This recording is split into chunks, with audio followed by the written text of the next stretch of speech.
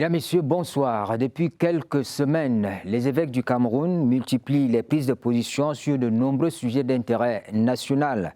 L'intervention de l'épiscopat dans le champ politique semble irriter le pouvoir qui, une fois encore cette semaine, a exprimé son exaspération. Tout en reconnaissant le droit de tous à la libre expression de leurs opinions dans les limites fixées par la loi, dans le communiqué de presse rendu public le mardi 7 janvier dernier, le ministre de la Communication, René Emmanuel Sadi, indique que le gouvernement déplore vivement la véhémence de certaines prises de parole focalisées sur le seul enjeu présidentiel.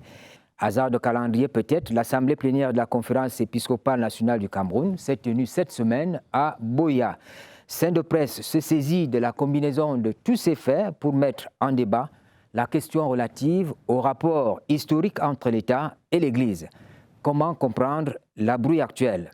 Sein de presse inscrit également dans la discussion de ce soir la transcription du mariage coutumier dans le registre d'état civil. Pour parler de tous ces sujets, la CRTV accueille ce soir Jean-François Chanon. Bonsoir. Bonsoir Séverin. Et c'est l'occasion de dire bonne année, c'est la première fois qu'on se retrouve. Bonne et heureuse année 2025 à vous-même, à l'ensemble des équipes de la CRTV, des téléspectateurs et à moi-même aussi. Jean-François Chanon est journaliste, directeur de publication du quotidien Le Messager. À côté de lui, Georges Parfait-Oundi. Bonsoir, bienvenue. Bonsoir Séverin, bonsoir aux téléspectateurs de la CRTV. Merci d'être là également, secrétaire de rédaction du journal Les Singans. Vous êtes là pour discuter avec nous des faits d'actualité de la semaine. En face de vous, Renaud Eboto, bonsoir. Bonsoir à vos millions de téléspectateurs, notamment ceux qui vont nous regarder du côté de la ville de Douala. Bonsoir à tous les panélistes. Journaliste, écrivain, chercheur en communication sociale et médiatique. Je termine par le docteur Cédric Njoya. Bonsoir. Bonsoir, c'est un réel plaisir. Bonsoir également vos millions de téléspectateurs et bonne et heureuse année également à vous. Diplômé de théorie et pluralisme juridique, chargé de cours à l'université de Douala, également au ministère de la décentralisation. Oui, effectivement, nous avons des responsabilités au ministère de la décentralisation et du développement local. Mais je voudrais faire la précision ici que mes interventions seront strictement d'ordre personnel et j'assumerai à ce titre ma casquette d'enseignant d'abord. Voilà, d'enseignant d'abord, ce qui signifie effectivement que c'est un préalable nécessaire dans la mesure où je n'ai pas été mandaté officiellement par le gouvernement pour pouvoir prendre un certain nombre de positions ici. C'est bien de le dire à tous. Merci d'avoir répondu favorablement à l'invitation de la CRTV. Le corps diplomatique et les corps constitués nationaux ont présenté vendredi dernier les vœux de nouvel an au président de la République. Et comme de tradition, voyez-vous, le discours du chef de l'État prononcé à cette occasion résume les principaux défis mondiaux comme le terrorisme ou les changements climatiques, des défis qui appellent à plus de coopération internationale. On est resté, bien évidemment, bien loin de cette atmosphère de brouillard politico-diplomatique que le président français Emmanuel Macron a suscité à l'occasion de la 30e conférence des ambassadeurs français tenue à Paris les lundis 6 et mardi 7 janvier 2025. La fameuse phrase « Je crois qu'on a oublié de nous dire merci ». Renaud. Bon, le président français Emmanuel Macron est dans son rôle, c'est le président de la France. Donc, les Africains se sont offusqués de sa prise de parole, de sa sortie. Les Africains ont estimé que le départ des troupes militaires françaises sur leur sol était du fait justement de leur fait en fait. Mais la France estime que non. La France estime qu'elle a travaillé dans la zone du Sahel pendant longtemps pour pacifier la zone. La France estime qu'elle a beaucoup apporté à l'Afrique et que l'Afrique devrait lui dire merci. Bon, en tant qu'Africain, je regarde tout cela avec beaucoup de prudence. Mais il n'en demeure pas moins qu'on ne peut pas reprocher à Emmanuel Macron cette sortie parce qu'il est bel et bien le président de la France et il doit défendre les intérêts de la France. La France, selon lui, ne doit pas perdre la face parce que ces départs laisseraient peut-être penser que la France a perdu son hégémonie en Afrique au profit d'autres puissances coloniales, d'autres puissances nouvelle. Et donc, Emmanuel Macron se veut donc défendre l'honneur de son pays, qui est la France, tout simplement. Alors, Georges Parfait, c'est quand même des éléments nouveaux dans le discours politique. on a l'impression que les Africains ne se laissent plus faire. Et il fallait que cela se passe ainsi. Vous savez, il y a un président français aussi qui est venu nous rappeler sur le sol africain que nous avons manqué notre rendez-vous avec l'histoire. Et à partir du moment où les Africains veulent donc se réapproprier leur histoire, il est normal. Moi, je ne vais même pas appeler ça comme les gens disent au quartier, les pleurs du mbolé. C'est-à-dire qu'à ce moment, la France est en train de voir l'Afrique glisser vers d'autres objectifs, vers d'autres paramètres, ce qui fait qu'elle est en train de perdre pied. Et c'est normal, comme disait Virel tout à l'heure, que le président français, en fait, il s'en plaint.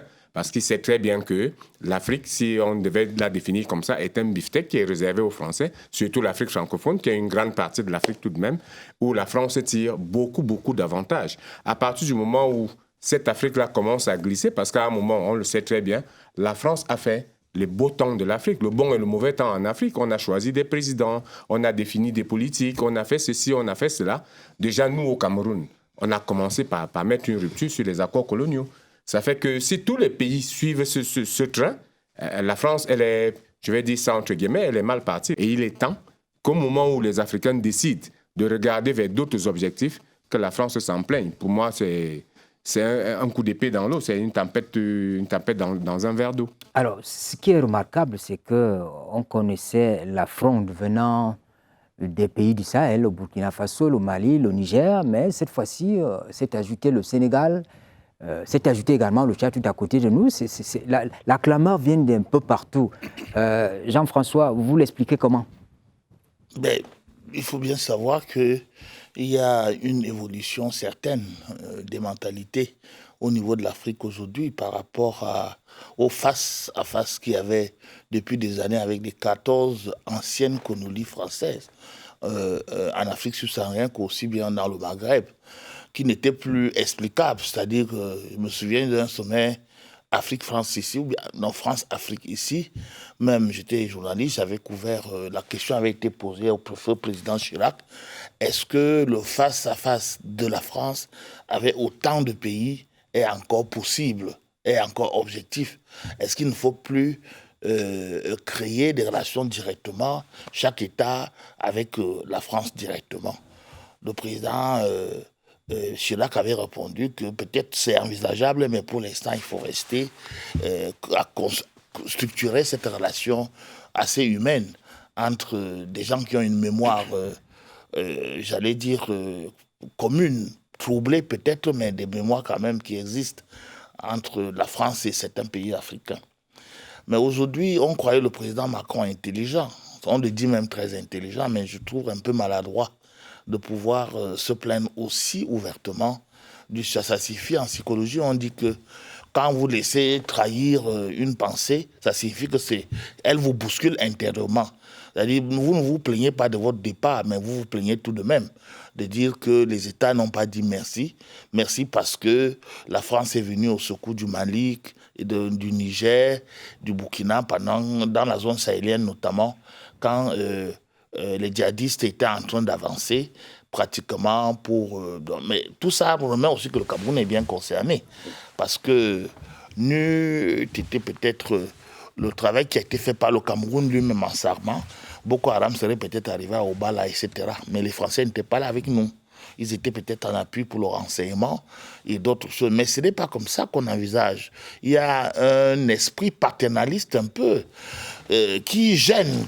Et ce serait été étonnant que beaucoup il y a une nouvelle génération qui a pris le pouvoir quand même en Afrique aujourd'hui.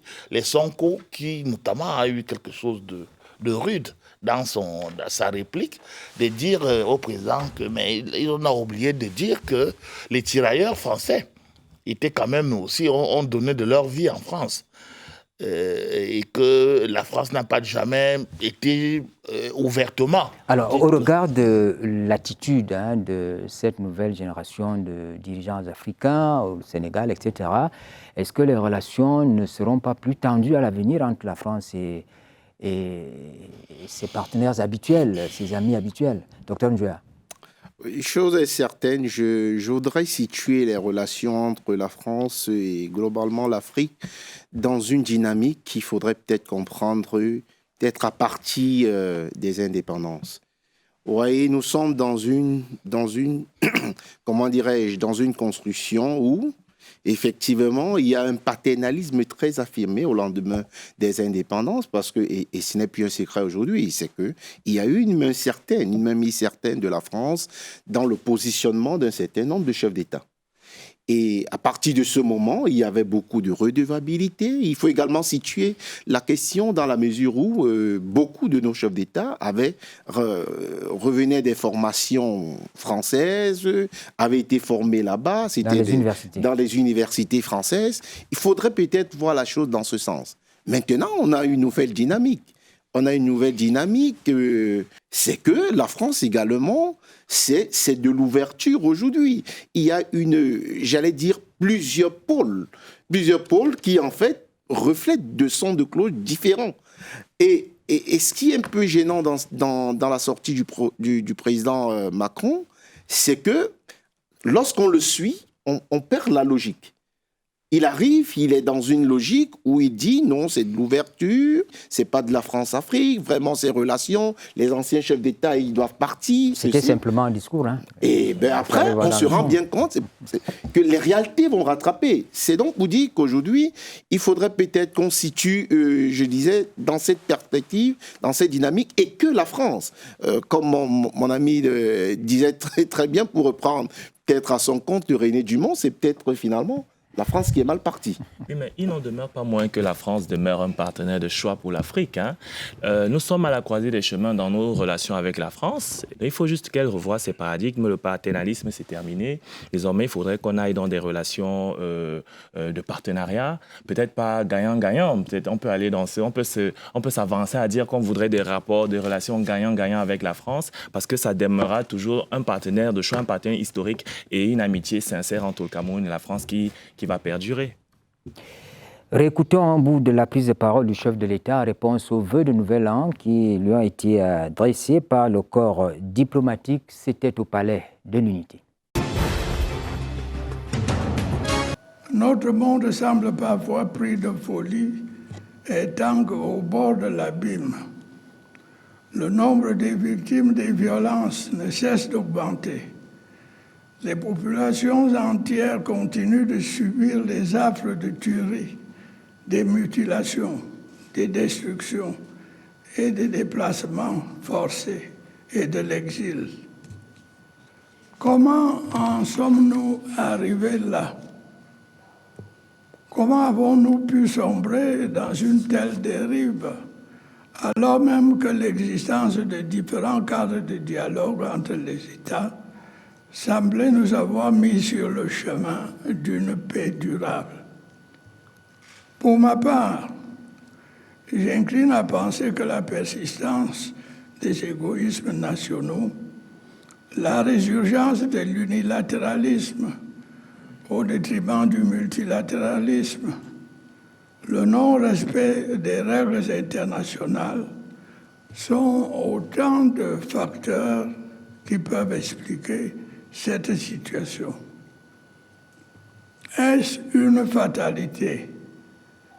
Je me refuse à le croire. La polémique enfle après le message du président de la République à la nation le 31 décembre dernier. L'on a pu noter ça et là diverses réactions des citoyens à travers les médias conventionnels et les réseaux sociaux. Il y a eu par exemple celle des prélats de l'Église catholique en rapport avec l'élection présidentielle prévue cette année. Ces prises de parole d'évêques camerounais ne sont pas les premières. Je rappelle qu'en 1990, la conférence épiscopale camerounaise avait publié une vigoureuse lettre pastorale sur la crise économique. C'était pour dénoncer un tout petit peu ce qu'ils avaient appelé les structures du péché. Dans la presse de cette semaine, on a bien vu que Cameroun Tribune s'est intéressé à ce sujet en parlant des mises au point. Dans la rubrique Zoom, le quotidien Le Messager du mercredi 8 janvier, écrit Paul Biya, les évêques et l'homélie de l'alternance. Alors, ce qui se passe sous nos yeux, le climat entre l'Église ces derniers temps au Cameroun, c'est la rupture de ban. Jean-François, c'est un sujet qui a été développé dans votre journal. Oui, effectivement, j'ai personnellement écrit un article sur ce sujet pour se dire que l'Église a toujours travaillé pour la société et aux côtés de l'État. savez que il y a un accord cadre qui existe entre le Vatican déjà et le Cameroun qui permet au Vatican de pouvoir s'impliquer dans l'organisation des diocèses, la gestion de l'Église, etc. Puisque c'est sur le territoire camerounais que les diocèses existent et sont créés. Donc le pape crée et nomme des évêques au Cameroun. Donc l'accord cadre existe depuis pratiquement le temps où le Vatican a pris des relations diplomatiques avec notre pays. Alors vous voulez dire que le fait qu'on n'ait pas eu de cardinal, c'est dans ce cadre-là? Non, ça c'est autre chose. Okay. Vous savez que la nomination des cardinaux, la création, comme on dit en langage théologique, est de la discrétion du Saint-Père. C'est lui qui choisit les cardinaux. Mais en fonction, je ne sais pas moi, parfois il y a des pays, il y a des diocèses qui sont de fait. Vous allez voir à Milan, à Paris, à Marseille, où il y a des grandes villes où dans ces diocèses-là, jamais depuis un certain nombre de temps de la piété chrétienne, de la tradition chrétienne, il y a toujours des cardinaux à la tête. Donc dès que vous devenez évêque, là vous savez que vous allez devenir cardinal. Ce n'est pas encore le cas peut-être pour le Cameroun, parce que depuis l'indépendance, le Cameroun n'a eu qu'un seul cardinal, hein, contrairement à Kinshasa par exemple, qui a la République démocratique du Congo, qui a toujours eu des cardinaux, depuis le cardinal Malola, après le cardinal Etsu, après le cardinal Moussengo et aujourd'hui le cardinal Anzongo. Donc ce n'est pas c'est pas comme ça que on pourrait interpréter la chose, quoi. C'est la discrétion du Saint-Père. Mais le problème aujourd'hui, il faut déjà rappeler que les évêques n'ont pas fait de lettres sur l'élection présidentielle jusqu'à présent. Mais il y a je voudrais parler de la conférence épiscopale. Elle n'a pas encore pris position. Il y a quelques prêtres, quelques évêques à la faveur peut-être de leur sortie dans les médias ou bien à la faveur de leur sortie dans des homélies précises qui ont dû dire des choses qui est de l'ordre de la discrétion de chaque évêque. Vous savez que quand un évêque fait une homélie, c'est le seul moment où il peut parler sans être contredit, comme un prêtre. C'est-à-dire la partie de la messe où le prêtre peut parler sans que personne ne dise « non, je ne suis pas d'accord avec ce que tu dis ». C'est une homélie, vous partez, on vous donne l'homélie. Pour nous, enfin moi qui suis chrétien catholique, donc sauf que cela a suscité une polémique. Mais justement, ces propos qui étaient prononcés dans un cadre bien précis ont suscité une polémique. Mais oui, justement, la polémique existe justement parce que le sujet est inscrit dans le subconscient camerounais. Parce qu'actuellement, on sait que c'est l'année électorale et on en parle. On sait que qu'est-ce qui va se passer? Est-ce que le président va se représenter? Et vous, même déjà quelques mois avant, les militants d'un certain parti que je nommerai le Rassemblement démocratique du peuple camerounais, à travers, je crois, le 6 novembre, l'accession du président au pouvoir, ont fait des conférences et chaque section a exprimé un vœu. Et c'est le vœu de dire que le candidat, Paul Biya, le président de la République, doit être le candidat en 2025 de l'élection. Donc l'affaire est dans l'actualité. Et l'affaire est dans la nation. Tout le monde en parle. Et c'est pour cela que l'évêque aussi peut prendre position, à titre de position, pas une position, peut faire une exhortation. C'est le cas de Monseigneur Cléda Adouala, qui justement a été le premier à dire qu'il souhaiterait que le président, qui a un certain âge, ne puisse plus se représenter et qu'il construise lui-même, dans peut-être son cercle, quelqu'un qui peut... C'est comme ça que j'interprète un tout petit peu. Georges Parfait, vous partagez la même lecture. La même chose pour Monseigneur... pour moi, cette question ne devrait pas... Je n'avais pas terminé pour dire exactement que Monseigneur Odo a dit la même chose, mais lui, là, était plus véhément, en faisant peut-être, en se lâchant un tout petit peu. Alors, même si c'est le diable qui remplace, il sera d'abord là, candidat, président, et puis on verra après. La même chose pour le Monseigneur Abo, à Ngaoundéré, mais ça a suscité, n'est-ce pas, un débat. Et c'est pour cela que nous, comme vous m'interpellez sur le travail que nous on a fait au Messager, on a pu faire ce travail-là pour donner un peu des clés de réflexion maintenant à chacun de voir un peu. Je m'excuse d'avoir coupé. C'est ceux qui interviennent beaucoup et qui en font de ça toute une polémique qui peut-être aggrave la situation. Exactement. C'est comme le DP disait tout à l'heure, lorsque des militants du RDPC se sont réunis le 6 novembre pour dire que nous voulons que notre président national soit encore candidat à l'élection en 2025, ça n'a pas fait un tollé. Que quelqu'un se lève aussi pour dire nous ne voulons plus qu'il soit candidat. Même si c'est le prêtre. Bon, au niveau de même si c'est le diable, il faut dire que c'est des propos assez graves quand même, venant surtout de la bouche d'un prélat. Mais sinon, à mon avis personnel, cette histoire ne devrait pas être une polémique nationale. Parce que, tout comme les politiques, les églises sont à la quête, comme ils disent souvent, ils veulent sauver des âmes. Lorsqu'ils veulent sauver des âmes, ils s'appuient sur le politique. Parce que le politique aussi, lorsqu'il vient faire sa campagne, il dit « Je veux vous donner des conditions de vie meilleures ». L'Église, elle promet le salut. Et le politique, lui, au concret, chaque jour, là, il dit « Je vous donne des conditions de vie meilleures ». Ça veut dire que les deux, d'une certaine façon, travaillent ensemble. Chacun, celui-ci pour gagner des âmes, l'autre pour gagner des électeurs. À partir du moment où donc, un des deux a trouvé qu'il y a quelqu'un qui pose problème, parce que lorsque quelqu'un vient à l'église le dimanche, il n'a pas mangé, il n'a pas de savon pour se laver ou pour laver ses vêtements, et que le prélat se rende compte que c'est à cause du politique qui ne favorise pas les bonnes conditions de vie, il va dire à cette personne, je ne veux plus que tu marches derrière lui parce que c'est lui qui te rend la vie dure. Et il lui dit, je te conseille de ne plus y aller. En fait, ça devrait être un conseil, mais pas... Parce que dans tous les cas, au cours d'une vie politique, ce qui donne le résultat, c'est les urnes. On a beau dire aux gens, depuis que ces prélats même disent à leurs ouailles de ne plus voler, de ne plus tuer, de ne plus faire ci, de ne plus faire ça, est-ce que c'est fini? C'est pas fini. Donc, le fait qu'un évêque dise qu'il ne veut plus que le président se présente n'engage en rien le citoyen qui ira mettre son vote dans l'urne. Le gouvernement rappelle que le Cameroun est un État laïque où les religions cohabitent en bonne intelligence et entretiennent des relations harmonieuses avec les pouvoirs publics. Vous pouvez le lire dans le communiqué du ministre de la Communication qui a été publié en semaine. Il n'existe aucun conflit entre le gouvernement et les confessions religieuses, en l'occurrence l'Église catholique. Mais ce qu'on vit là, ça semble être tout le contraire. Hein. Non, moi je crois qu'il faudrait peut-être toujours préciser les choses dans différents contextes. Et le gouvernement est bien dans son rôle lorsqu'il est en train dans se communiquer. Parce que, est-ce qu'il y a une position institutionnelle de l'Église? J'en doute. Il y a effectivement des prises de parole ici et là, ce qui peut justifier qu'on n'a pas la position institutionnelle et donc le gouvernement est dans son rôle lorsqu'il dit qu'il n'y a pas de conflit entre l'État du Cameroun et l'Église de manière générale, d'une part, et de manière spécifique avec l'Église catholique. Et en fait, moi, certains disent que ce n'est pas une polémique, mais manifestement, c'en est une. Je pense qu'il faudrait peut-être se rappeler du problème, du principe de la séparation de l'État et de l'Église.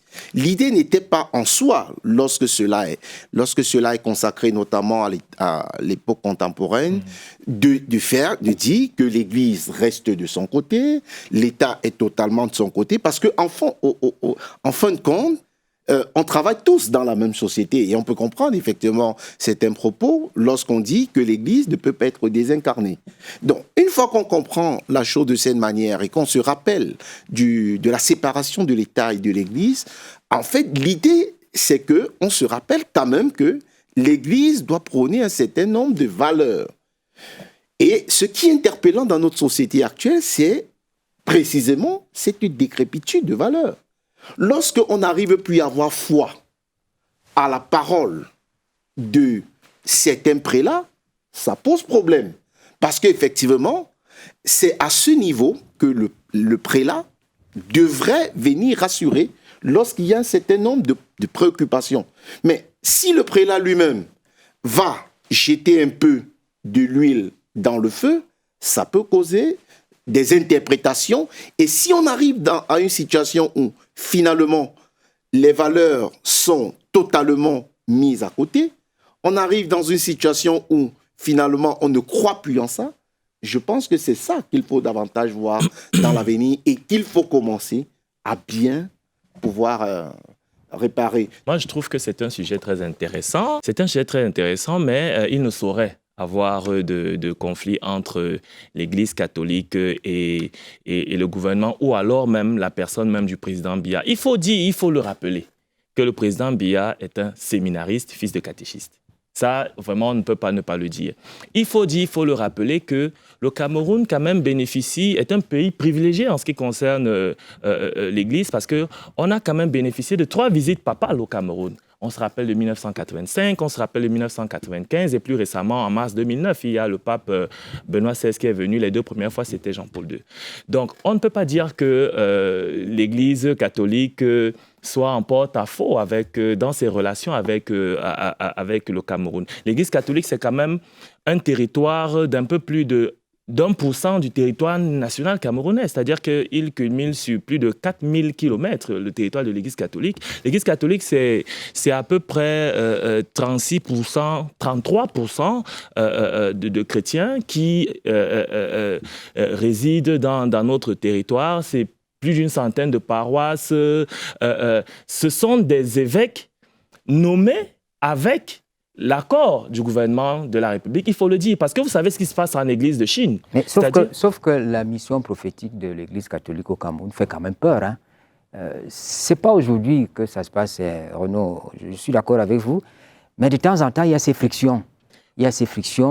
J'aimerais entendre Jean-François qui a travaillé sur le sujet.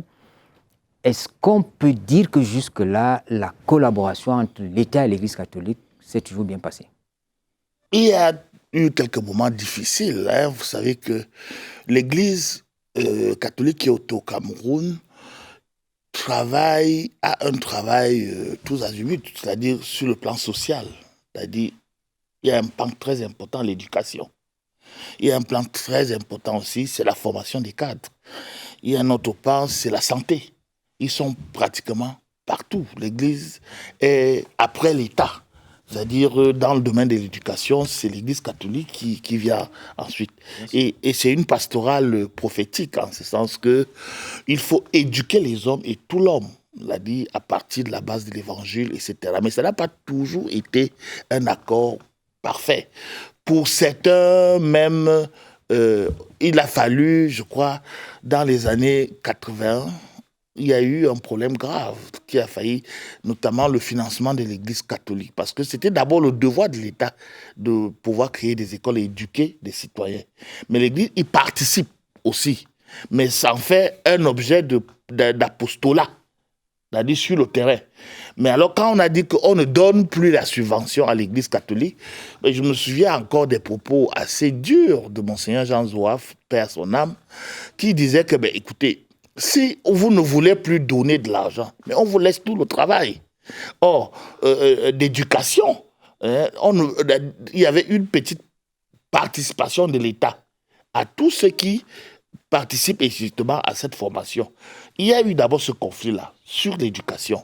Mais il y a aussi même eu un conflit sur le rôle, par exemple, de certains prélats qui avaient ce qu'on appelle les prélats prophétiques, c'est-à-dire qui ont une mission. Ce n'est pas le propre du Cameroun. Hein. L'Église a toujours été critique vis-à-vis de l'État, dans ses postures, dans sa façon de gérer, notamment quand il y a des phénomènes sociaux comme la corruption, quand il y a des détournements de fonds publics, quand il y a des phénomènes aussi des incuries telles que la violation des droits de l'homme. L'Église a le devoir de donner la position officielle de l'Église et de dénoncer. L'Église éduque, mais elle dénonce. C'est ça qu'on appelle le prophétisme. Un peu à la Jean-Baptiste, dans ceux qui ont lu la Bible un tout petit peu, le précurseur qui vient et qui annonce la venue du Christ, mais qui dénonce ce que la société, et il en paye même de sa vie. Pour dire qu'entre l'État et l'Église, il y a toujours quelques frictions. Souvenez-vous un peu de l'affaire Ndormo, Monseigneur Albert Ndormo, c'est-à-dire qui était un prélat qui avait un apostolat assez, comment on appelle aujourd'hui, les théologiens le plus avéré qui parle de l'apostolat prophétique, c'était Jean-Marc Ella, qui disait que Monseigneur Ndormo ne voulait pas, il le disait lui-même, amener les gens au ciel sans ne pas tenir compte qu'ils vivent en terre. C'est-à-dire que donner aux chrétiens la possibilité de s'autodéterminer par des emplois, par une vie décente c'est-à-dire des conditions de vie, il travaillait à tout cela. Et il sensibilisait les autorités publiques pour pouvoir travailler pour que les citoyens vivent dans des conditions meilleures dans ce pays. Et l'Église fait ce travail-là. Et parfois, il y a des incompréhensions.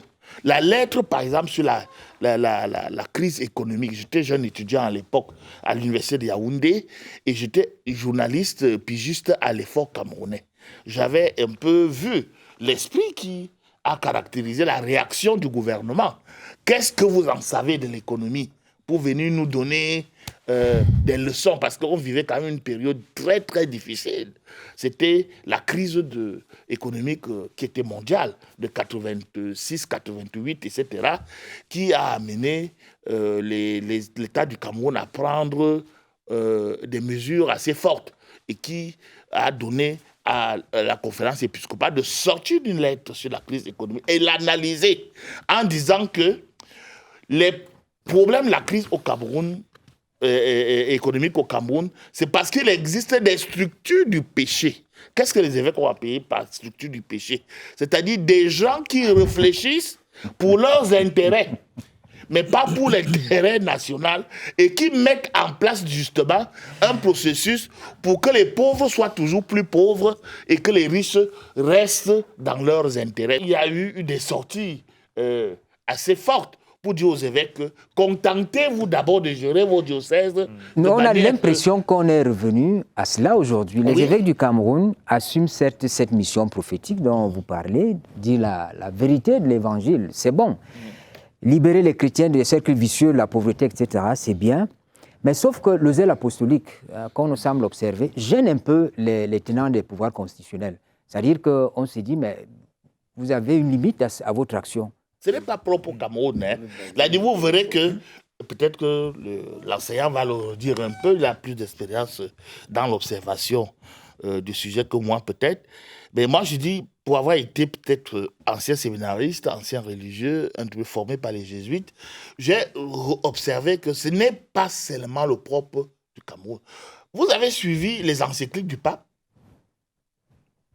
Vous avez suivi les prises de position du pape par rapport au conflit au Proche-Orient?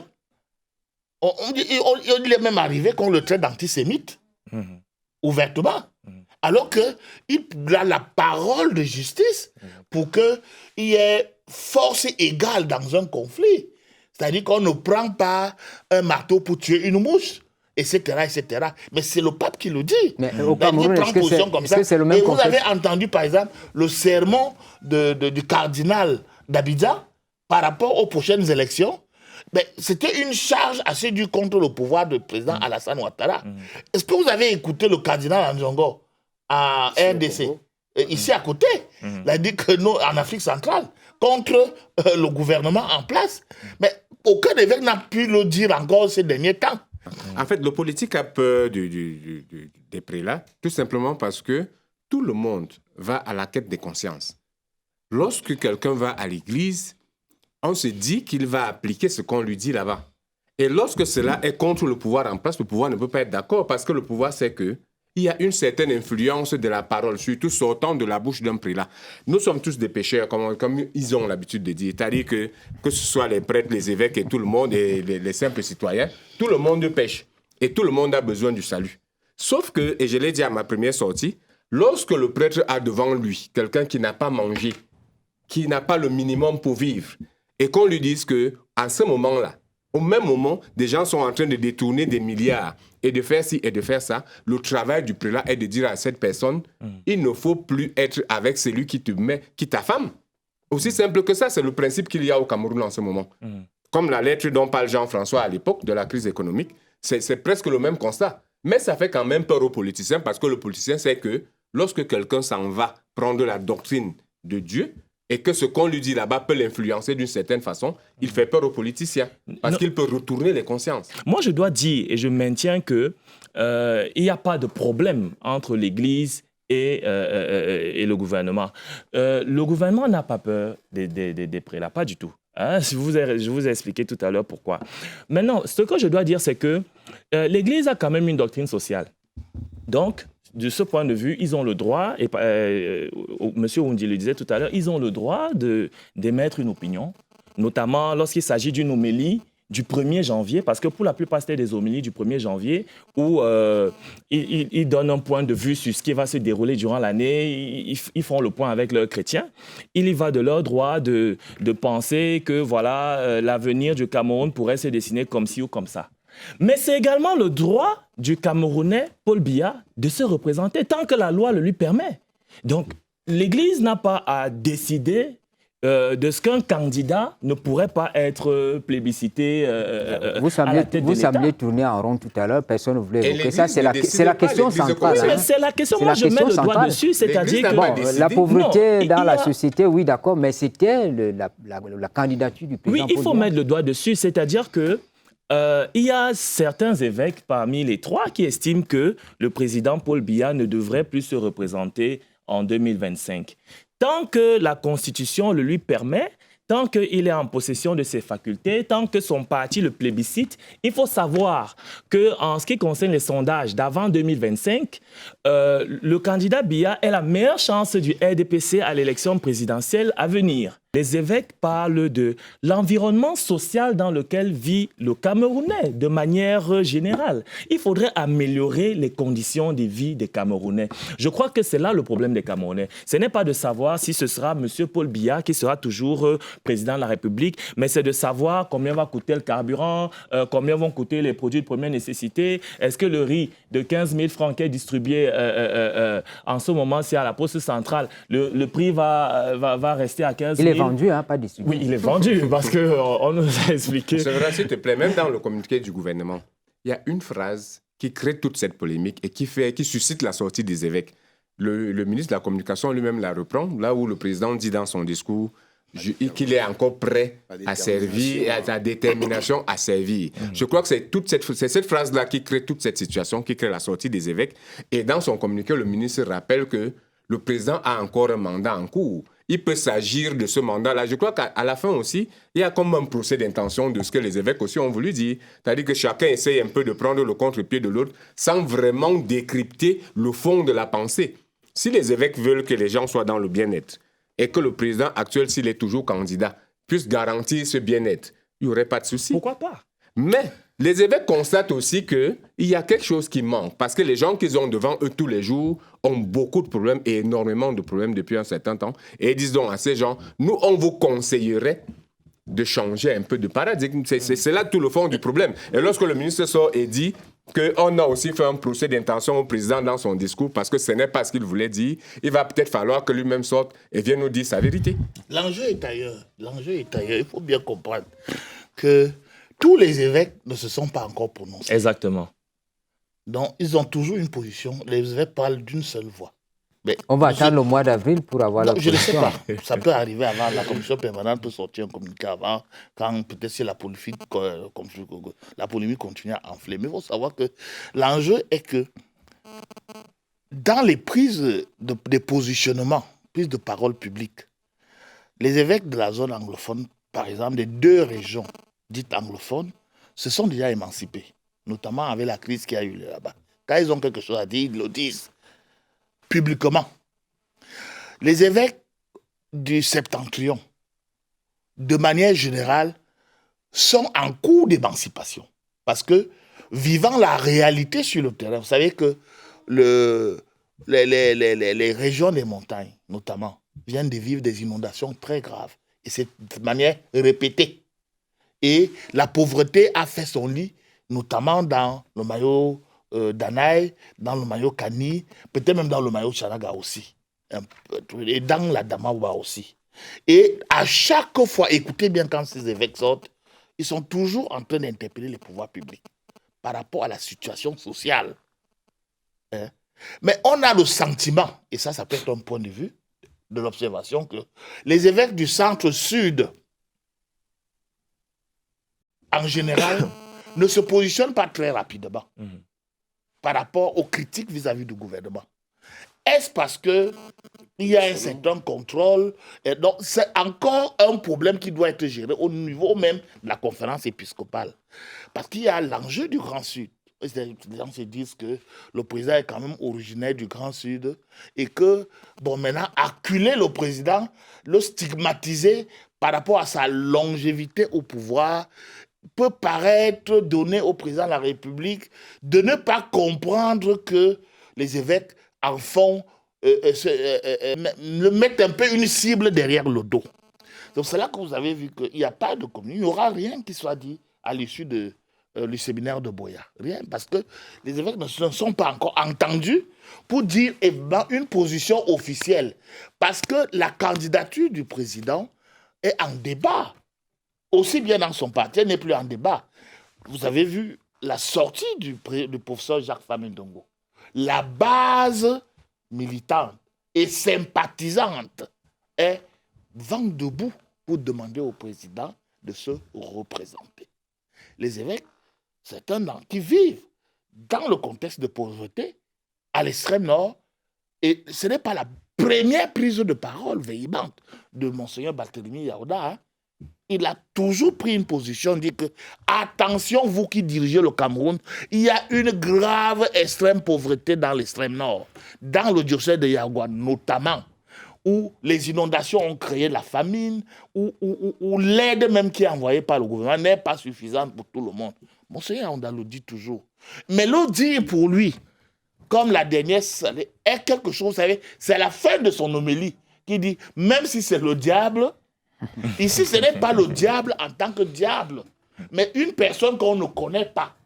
Je vais interpréter un peu ça, parce que les gens sont en train de dire qu'ils ne devraient pas prononcer. Non, je n'ai pas son porte-parole. C'est la question que j'allais lui poser. C'est l'interprétation que je sens, connaissant ce prélat en général, quoi. C'est-à-dire, c'est une figure de style qu'il a utilisée pour dire que même si c'est quelqu'un qu'on ne connaît pas, qui prend d'abord le pouvoir, essayons autre chose que le statu quo. En cette année électorale, au regard des enjeux sociopolitiques, au regard de ce qu'on voudrait, parce que le président de la République a dit qu'il voudrait qu'on ait une élection apaisée au Cameroun, dont les résultats seront acceptés par tous, à quel sens vous voyez? Le citoyen, maintenant, il est un peu embarrassé.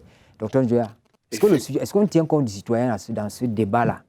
Effectivement, je le disais encore, je vais peut-être faire une précision préalable.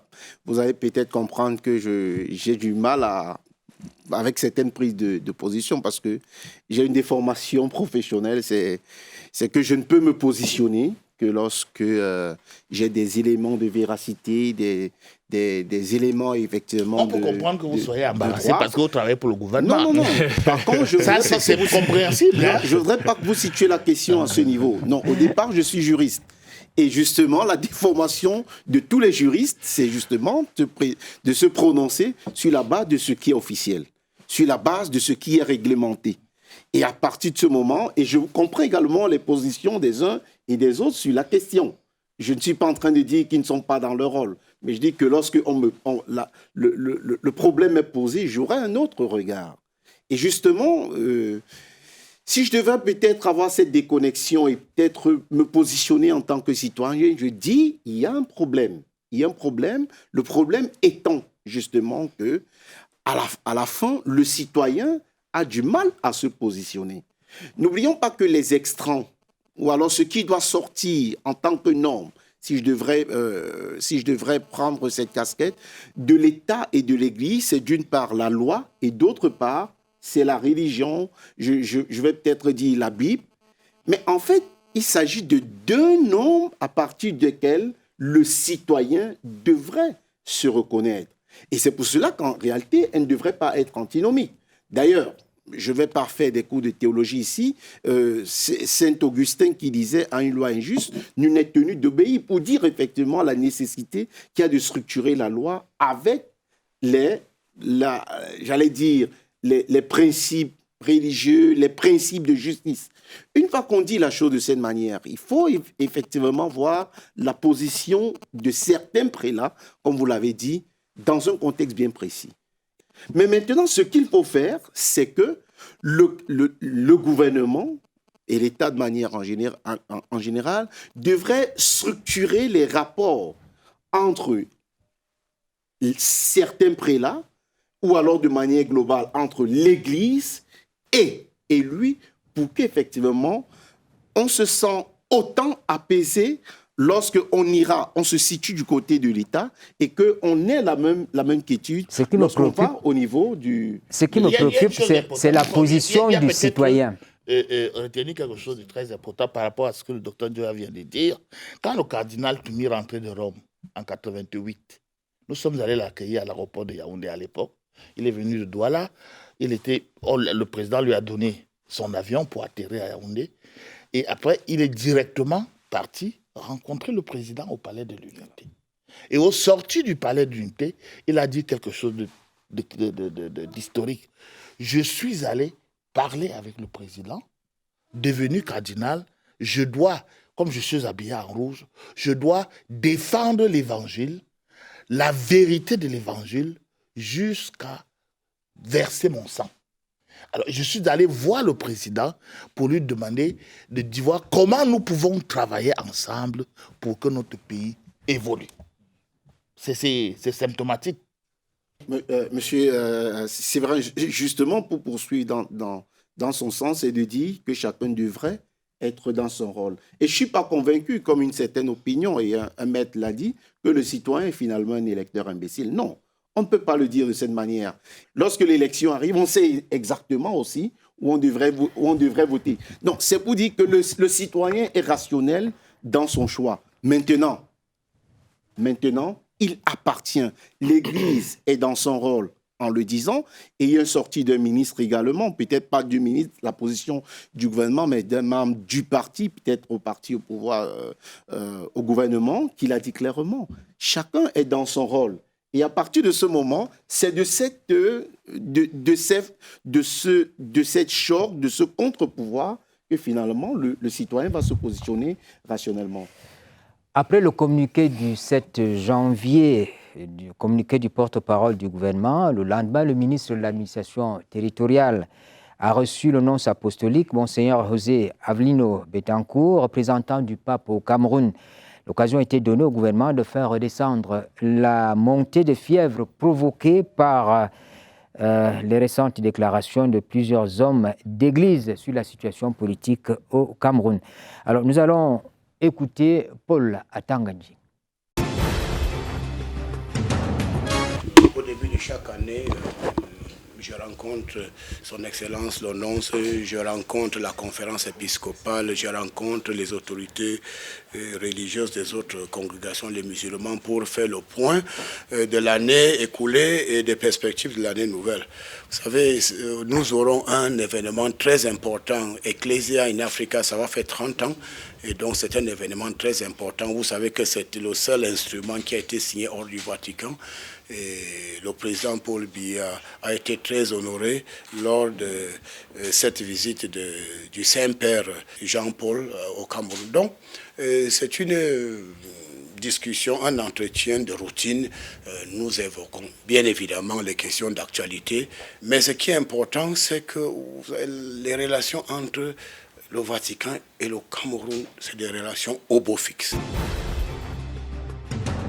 Comme on peut le voir, la loi du 23 décembre 2024 portant organisation du système d'enregistrement des faits d'état civil au Cameroun défraie la chronique. Au lendemain de sa promulgation, Cameroun Tribune consacre la une de l'une des séparations de la semaine sur le sujet.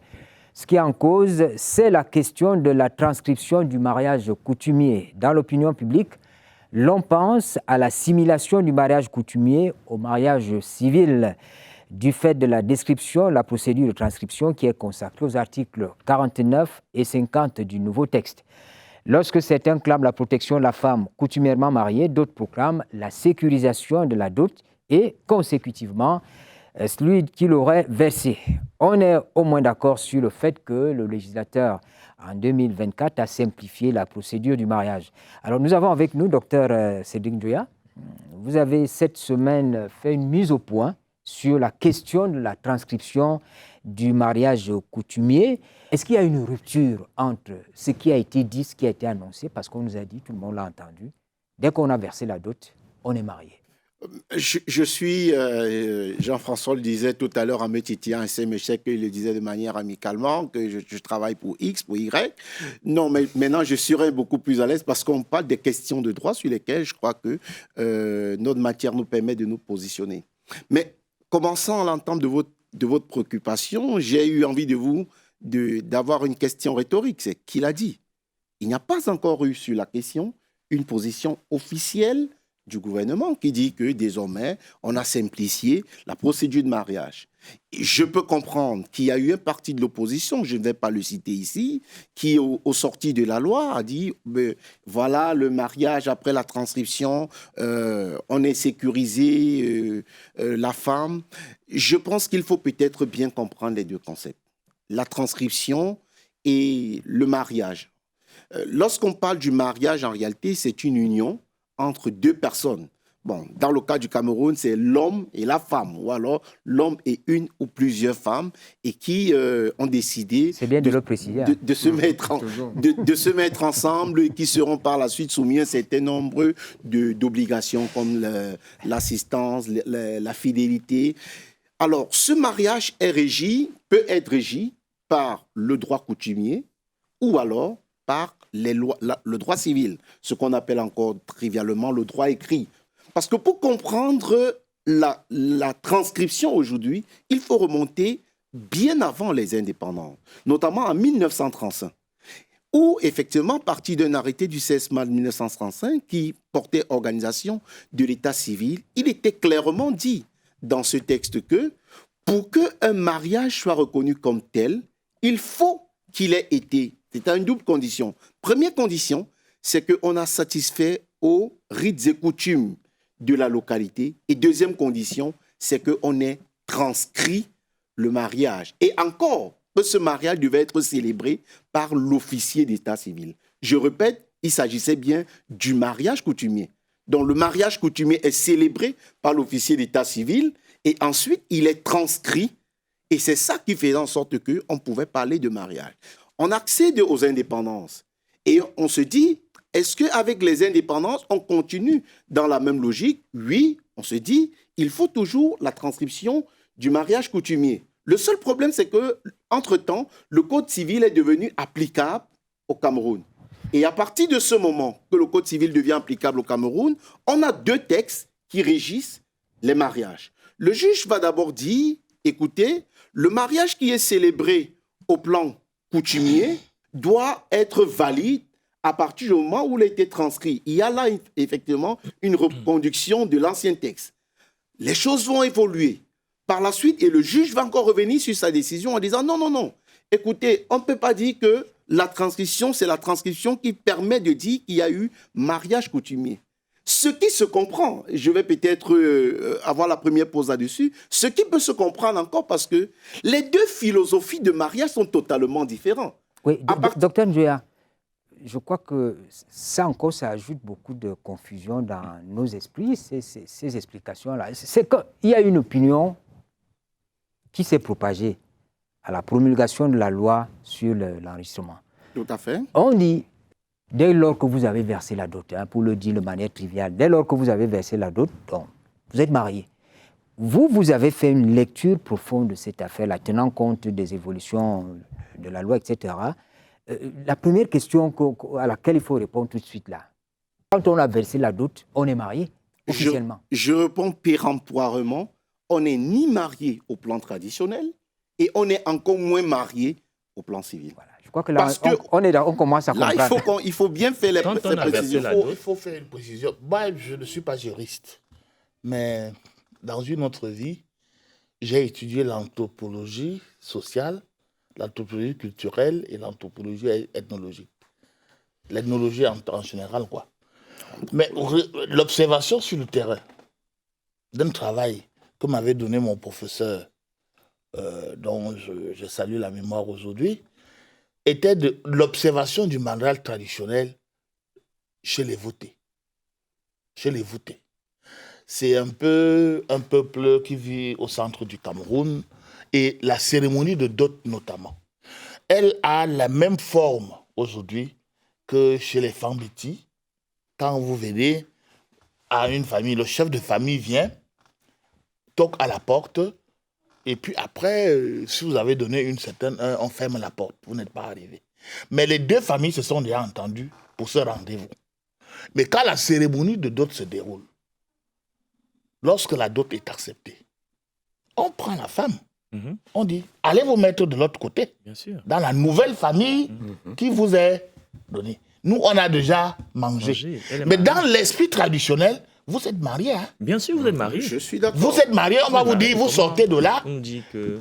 Pour dire, bon, le formalisme juridique maintenant, de la modernité, veut en sorte que ce soit l'officier d'état civil qui vous dise que consentez-vous à. Mais les mêmes questions sont posées dans le processus de formulation de la dot.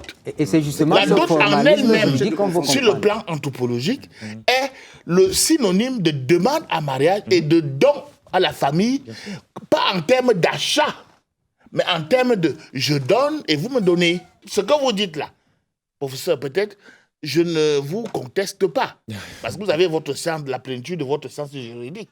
Mais sur le plan anthropologique traditionnel, c'est assez différent. Ce que Jean-François dit, je suis totalement en accord avec lui. Mais comme je dis, il faut peut-être repositionner le débat dans le contexte de la nouvelle loi.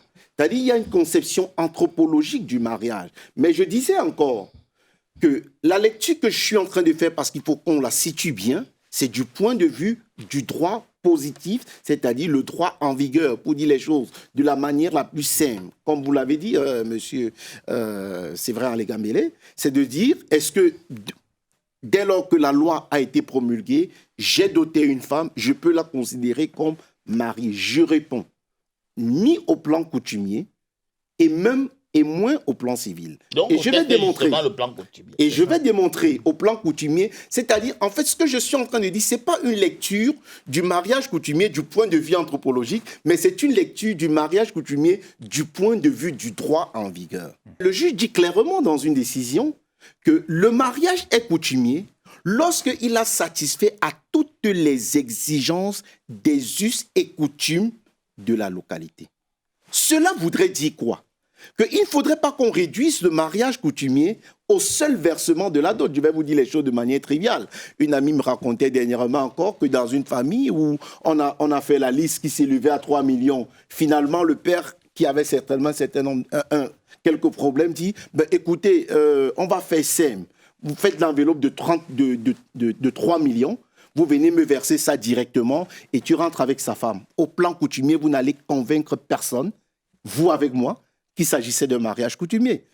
Il a dit clairement que, voici, vous prenez, vous me donnez 3 millions en cash, vous la versez. N'est-ce pas là, docteur Zoya, l'influence de la modernité du droit, justement, parce que dans son essence, le mariage coutumier a des valeurs, a des prescriptions,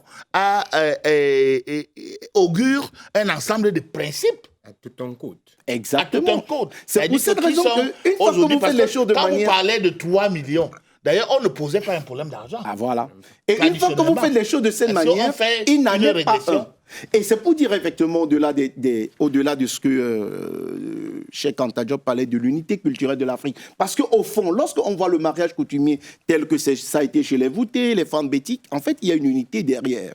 Voyez-vous, je ne voudrais vraiment pas, permettez-moi, de ne pas rentrer dans cette dimension anthropologique du mariage coutumier, mais de donner plutôt la lecture du droit positif sur la question. Parce qu'il ne faudrait pas que demain, les gens pensent qu'ils sont mariés parce qu'ils ont fait un certain nombre de rites où il y a eu versement de la dot, et par la suite, peut-être l'un décède, et se pose après le problème de la sécurisation. Je ne vais pas me substituer à Séverin, mais je suis un peu perdu. Au vu de la nouvelle loi, qu'est-ce que ça dit exactement? La nouvelle loi a simplement décrit la procédure de transcription. Transcription, c'est quoi? C'est l'action de transcrire. Transcrire signifie qu'il y a mariage coutumier dès le moment où, première des choses, je l'ai dit, on a rempli les us et coutumes. Je ne vais pas rentrer dans les différents us et coutumes de chaque localité. Non, je dis de chaque localité. Voyez-vous? Il y a, lorsqu'on a satisfait aux us et coutumes de chaque localité et qu'on est venu dire, inscrire ou alors enregistrer le mariage dans le registre d'état civil. Permettez. Dans le registre d'état civil, la question dont on va se poser, c'est quel registre d'état civil? Et c'est là où le problème a tout son sens. Il est difficile de penser, sur la base de l'article 49 et de l'article 50 de la loi de 2024, qu'il y aurait mariage coutumier transcrit avant la célébration du mariage civil. C'est pour dire déjà, pour clarifier l'opinion sur la question, en disant non, on ne peut pas penser que désormais la procédure a été simplifiée à partir du moment où on se considère marié dès lors qu'on a fait le mariage coutumier au quartier, je vais dire, ou alors au village, et qu'on est venu voir l'officier d'état civil. On vient voir l'officier d'état civil lorsqu'on a déjà un acte de mariage.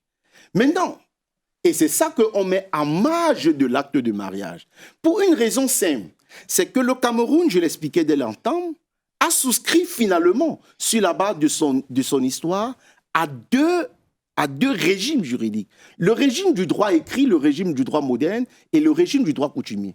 Je peux décider de ne pas être régi par le droit coutumier. Je serai seulement marié au plan civil, voyez-vous? Et je peux décider également d'être marié au plan civil et au plan coutumier. Pour attester de ce que je suis marié au plan coutumier, il faudra donc que sur la base de mon acte de mariage, l'article 49 de la loi dit clairement, on transcrit à marge de l'acte de mariage. Quelle est la valeur réelle du mariage coutumier transcrit? Lorsque je suis marié au plan coutumier, je peux décider, c'est vrai qu'on ne se marie pas pour se séparer, mais je peux décider de divorcer devant une juridiction de droit traditionnel. Qu'il ne faut pas confondre avec le tribunal coutumier qui est présidé par les chefs de village. Parce qu'on a les juridictions traditionnelles, dont le tribunal de premier degré. Je peux décider donc de divorcer devant le juge de droit traditionnel. Ce que je ne peux pas faire si je ne suis pas régi initialement par le droit coutumier. Je ne pourrais décider de divorcer que devant le juge du droit écrit, notamment le tribunal de grande instance, qui n'appliquera pas le droit traditionnel, mais m'appliquera le droit civil. C'est important de le dire, parce que les causes du mariage dans le droit coutumier ne sont pas les causes du divorce, autant pour moi, dans le droit coutumier, ne sont pas les mêmes dans le droit civil. Première des choses. Deuxième des choses également, il y a la question du remboursement de la dot. En droit civil, on vous dit ça n'existe pas. Le juge l'a dit clairement, il n'y a pas remboursement de la dot, sauf s'il y a eu filoterie. Donc, pour me résumer sur la question, je dirais, il y a mariage. Aujourd'hui, le législateur de 2024 a en réalité pratiquement institué un régime unifié du mariage. Il dit, première des choses, tu dois te marier au plan civil, comme ça s'est toujours fait. Deuxième des choses, tu peux décider c'est la liberté de chacun parce qu'on a deux statuts, d'être également régi par le droit traditionnel. À partir de ce moment, je viens voir l'officier d'état civil sur la base d'une procédure qui a été décrite et je mets à marge. Et c'est ce que je tenais à préciser là-dessus. C'est que contrairement à ce que les gens pensent, il ne faut pas qu'on ait l'impression qu'il y a eu un changement dans cette question. Mais votre question me permet en réalité de rebondir sur le problème. Lorsqu'on élaborait ce texte, la préoccupation n'a jamais été celle de la simplification du mariage dans ces conditions. La question n'était même pas celle, regardez bien l'énoncé de la loi. C'est la loi portant enregistrement des faits d'état civil. Mais ce n'était pas de dire comment est-ce que désormais il y a un fait, on constate un fait d'état civil. Autrement dit, la loi n'avait pas vocation à toucher les questions de fond qui, dans le travail gouvernemental, relève d'un autre département ministériel, qui est le ministère de la Justice. C'est le ministère de la Justice qui dira, voici comment on se marie. Alors, pour le commun des Camerounais qui nous regardent, est-ce que le mariage coutumier régulièrement transcrit produit les mêmes effets que le mariage civil? Si je dirais également de manière péremptoire, non. Ils ne produisent pas les mêmes effets. Ni dans sa conception originale, je l'ai dit dès le départ ici, puisque il produisait des effets pour 2 catégories de personnes et encore moins avec la loi de 2024. Ça ne produit pas les mêmes effets. Et si je voudrais terminer là-dessus, seulement sur cette question, parce que je voudrais, avec votre permission, revenir par la suite, sur cette note d'espoir, c'est de dire effectivement, ne partez, continuez à célébrer les mariages devant, on va dire comme on dit au quartier, devant le maire, c'est-à-dire devant l'officier d'état civil.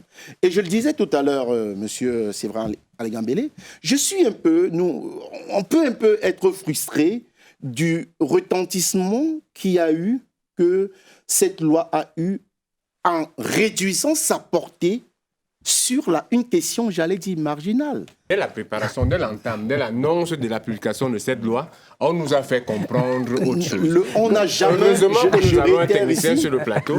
Mais sauf que je crois que je suis encore plus perdu que je ne l'étais avant, parce qu'à la fin, comme je disais tout à l'heure, ça n'a rien changé du tout. Ouais. On a juste fait peut-être quelques petites précisions, parce que s'il y aurait eu des gains en termes de droit, parce que moi, lorsque j'ai entendu parler de cette loi, j'ai pensé tout de suite, parce qu'on a toujours l'impression que la vie, c'est dans les zones citadines. C'est-à-dire, dans l'arrière-pays, il y a des femmes, une femme arrive. Moi, je vais prendre un exemple concret. C'est-à-dire, une fille, elle vit avec un garçon. Le garçon est allé voir sa famille. Cette fille-là, elle fait des chants ensemble. Peut-être ils construisent une maison et tout. Et le jour où l'homme s'en va, où le gars meurt, comme c'est l'homme la famille de l'homme répudie la fille. On lui dit, tu n'as droit à rien si vous n'étiez pas marié officiellement. Donc moi, dans l'esprit, tel que j'ai compris la nouvelle loi, c'était qu'au moins, parce que l'homme aura doté, la femme aura un petit gain. C'est-à-dire, s'il y a séparation dans ce genre de conditions, elle va bénéficier d'une certaine couverture juridique. Et si vous avez compris... Moi, c'était ça mon problème. Si vous avez compris la chose de cette manière, moi, je dirais plutôt que je suis très heureux aujourd'hui. Parce que l'impression qu'on peut donner, c'est d'arriver à ce genre de situation. Par la suite, qui peut léser parfois les femmes, parfois même les hommes, parce qu'il ne faut pas toujours penser que c'est la femme qui ira en dernier. Et également les enfants. Il faudrait dire, et je voudrais, si je pouvais me faire la voix de l'institution là-dessus, sur cette question, c'est de dire non, la presse gagnerait à dire clairement qu'il faudrait continuer les célébrations du mariage civil. Je vous dis encore, et je finis là-dessus, ce n'était même pas la vocation de cette loi. La loi n'avait même pas envisagé la question de cette manière. Par contre, ce que la loi a envisagé, et ce sont d'importantes innovations que la loi apporte. Et je voudrais dire que c'est là qu'il faudrait qu'on saisisse la chose. La loi de 2024 est d'abord venue renforcer un certain nombre de principes. Le principe de la gratuité. Effectivement, vous savez que même si on le dit dans les textes, les pratiques seront peut-être encore difficiles, mais c'est important de le dire. Pour célébrer le mariage, on n'a pas à débourser 50 000 francs, 100 000 francs, 200 000 francs, comme ça se voit. Ça, c'est l'énoncé d'un texte, mais pratiquement, quand vous irez devant l'officier d'état civil, si vous ne versez pas cette somme-là... Et c'est pour cette raison qu'il est important de dire le principe de la gratuité en matière d'enregistrement d'un fait d'état civil. La loi également est venue instituer l'obligation d'imprimer les actes d'état civil en anglais et en français, en même caractère. Ça veut dire que dans votre acte de mariage, désormais, on aura en même temps le français, l'anglais dans les mêmes caractères. Autre innovation également, c'est le rallongement de la déclaration de naissance qui va de 60 à 90 jours. Ce sont les éléments importants. Et d'ailleurs, sur cette question, lorsqu'on est hors délai, ce que la loi dit aujourd'hui, c'est qu'on n'a plus besoin, on ne part pas directement en justice. C'est que le sous-préfet qui est proche de la localité a la possibilité de requérir administrativement l'officier d'état civil pour demander d'enregistrer la naissance lorsque cela a été hors délai. C'est également la question de la consécration, et ça c'est quelque chose de très important, de l'informatisation de l'enregistrement des faits d'état civil, de l'établissement de la délivrance des actes d'état civil à travers leur inscription au fichier national d'état civil et la sécurisation du processus. Pour dire les choses de manière simple, la loi de 2024 vient dématérialiser la procédure d'enregistrement d'état civil. En donnant la possibilité que l'acte qui est produit sur support papier a la même valeur que l'acte produit sur support électronique. Désormais, c'est que lorsque vous naissez, on vous attribue un numéro qui va vous suivre jusqu'à votre mort et à partir duquel vous pouvez faire toutes vos transactions. Maintenant, Séverin va peut-être me poser la question, et nous qui sommes déjà vivants. Bon, vous avez compris la... Renaud. On voit quand même la volonté du législateur camerounais de protéger l'institution du mariage, qui est lourdement attaquée depuis quelques temps. Il me semble avoir entendu que ma grand-mère avait été dotée et ça a été transcrit. À l'époque, ça se faisait déjà. Il me semble qu'on l'avait dotée à 35 francs. Donc, ça a été transcrit. Ça, c'est ma mère qui me l'a dit. Donc, c'est bien qu'on soit revenu à ce type de pratique-là qui pourrait juridiquement produire des effets pour la femme et contribuer à protéger davantage le mariage. Je voudrais relever que cette nouvelle loi aurait dû protéger, c'est la longueur du concubinage.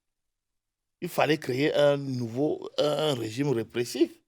Vous avez des gens qui prennent votre fille, font 4, 5, 6 enfants, 10 ans, ensemble dans le même foyer. Mais un jour, il dit, je m'en sépare. Je m'en sépare. Et cette loi aurait quand même pu, à un moment donné, penser à cet aspect-là. Parce que on fait des lois quand même par rapport aux situations sociales qui sont. Parce que ça finit parfois au tribunal. Hein, et c'est la femme qui est parfois lésée. En disant que vous auriez pu comprendre après le premier enfant que le monsieur peut-être ne voulait pas de vous plus longuement, etc. Donc si... Jean-François... pourtant, les parents savent que leur fille est chez tel monsieur et qu'ils ont déjà 4 enfants. Jean-François, c'est pour cette raison précisément que lorsque l'homme vit avec la femme, au plan du droit, ce n'est pas un fait d'état civil. Et la loi a un intitulé clair. C'est la loi qui porte enregistrement. C'était ça, avec votre permission. Les Français ont compris, ont créé le pacte. C'est pour dire qu'effectivement, c'est une problématique qui est connue. Certainement, le gouvernement réfléchira. Certainement, d'ailleurs, il nous a semblé qu'il y a un cours de la famille en gestation au niveau du ministère de la Justice. C'est dans ce texte que toutes ces préoccupations seront prises. Mais en l'état du droit, ce n'était pas la vocation de cette loi de venir dire « voici désormais comment on est marié ». Il faudrait qu'on se comprenne. Et je dis, et pour finir par là, la transcription ne se fait pas avant la célébration du mariage d'état civil. On enregistre sur un acte de mariage qui a déjà été établi. Ça, c'est ce qu'on devrait comprendre. C'est la lecture, en tout cas, qu'on devrait faire des articles 49 et des articles 50 de la loi de 2024. Ça va également empêcher que quelqu'un puisse aller doter plusieurs. On va continuer cet échange. Je crois qu'il est important qu'une communication soit faite autour de ce texte, parce que sinon, il y a beaucoup de confusion. Merci, chers invités, d'être venus échanger avec nous autour de ces sujets qui ont été à l'ordre du jour de Scène de Presse. Mesdames, Messieurs, c'est la fin de ce programme. Nous vous souhaitons de passer de très bons moments en regardant la CRTV.